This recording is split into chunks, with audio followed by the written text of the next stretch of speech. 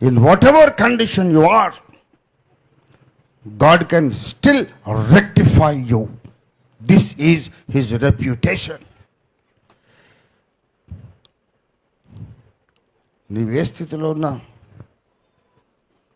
దేవుడు నిన్ను విడిచిపెట్టట్లేదు. God is committed for your rectification. God is committed to set you right.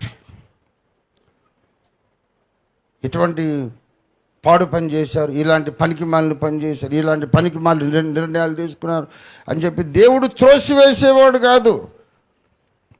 ఒక వాత పెట్టైనా సరే, మొట్టికాయ వేసైనా సరే నిన్ను మళ్ళీ బాగు చేయటానికైనా పూనుకుంటున్నాడు. God is committed for your rectification and restoration. నిన్ను మళ్ళీ బాగు చేసి, మళ్ళీ పరిశుద్ధపరిచి, మళ్ళీ తన మార్గములో నిలబెట్టి నడిపించి తన సేవలో వాడుకోవాలి అని దేవుడు కమిట్ అయిపోయాడంతే. దేవుని స్తోత్రం కలుగును గాక. హల్లెలూయా. దేవునికున్న కీర్తి ఇది.